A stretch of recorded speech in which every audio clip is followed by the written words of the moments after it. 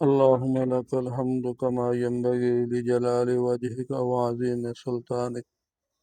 اللهم صل على محمد وعلى آل محمد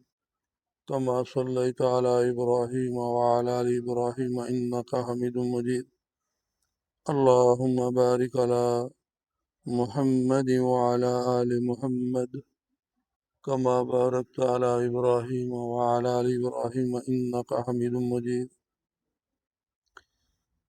حضرت ابو ہریرہ رضی اللہ تعالیٰ عنہ سے روایت ہے کہ نبی کریم صلی اللہ علیہ وسلم نے ارشاد فرمایا، جب مال غنیمت کو اپنی ذاتی دولت سمجھا جانے لگے،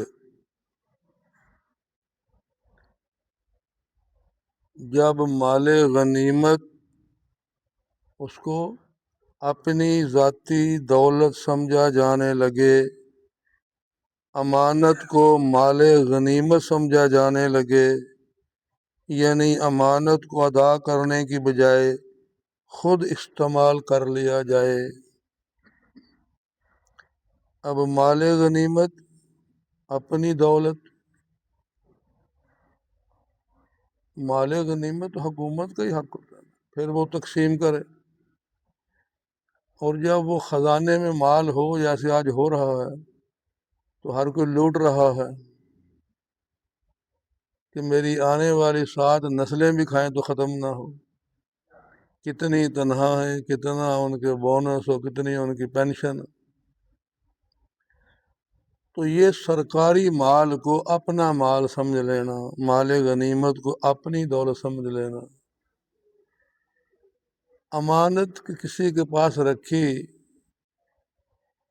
تو اس کو بھی اپنی ذاتی رقم سمجھ لیا جائے۔ کہ مثال کے طور پر کسی بھائی نے کہا کہ یار یہ میرا 1,00,000 روپے اپنے پاس رکھ لو، میں جب مانگوں گا دے دینا، جب مجھے ضرورت پڑے گی، بیٹی کی شادی کے لیے رکھے ہیں، یا میرا کوئی یہ فلاں کام اٹکا ہوا ہے تو میں لے لوں گا، بینک میں میرا اکاؤنٹ نہیں ہے، گھر میں رکھ نہیں سکتا۔ اب وہ 1,00,000 روپیہ جو اس نے استعمال کر لیا جس کے پاس رکھا تھا، اب جب اس کو ضرورت پڑی تو اس نے کہا بھائی میرے پیسے، یار وہ تو 50 بہانے کرے گا، تیری بھابھی بیمار ہو گئی تھی، ایکسیڈنٹ ہو گیا تھا، بچہ موت کے قریب ہو گیا تھا، وہ جناب یہ ہو گیا تھا، وہ رات کو رکھے تھے، وہ گھر چوری ہو گئی ہے، 1000 جھوٹ بولے گا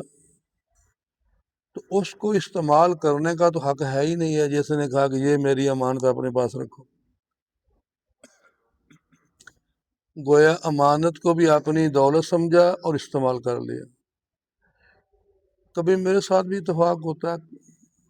کوئی بھائی دوست ایسے کہ یہ تھوڑا رکھ لو، بھائی نہیں میں اس قابل نہیں، بھائی نہیں جی کوئی بات نہیں، میں نہیں کرتا، پھر ایسے کرو اس کو بھائی پیک کرو، اس کے اوپر لکھو،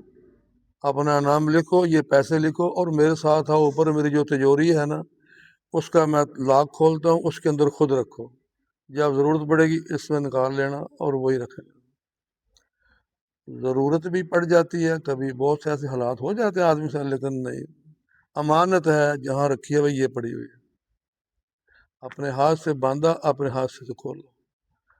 یہ اللہ کی توفیق سے ہے، بندہ کی کچھ نہیں ہے۔ تو یہاں یہ فرمایا کہ مال غنیمت کو اپنی دولت سمجھا، امانت کو مال غنیمت سمجھا، دے ہے کری پھر لے کے وہیں تو ہوں، یہ کیڑی گل ہے بھائی؟ کیوں کہا کہ بھائی ایک ذرا دے تو صحیح نا، پھر جب لے گا نا پھر مجھے بتانا لیتا کیسے ہے۔ بہت بڑا دعویٰ ہے نا،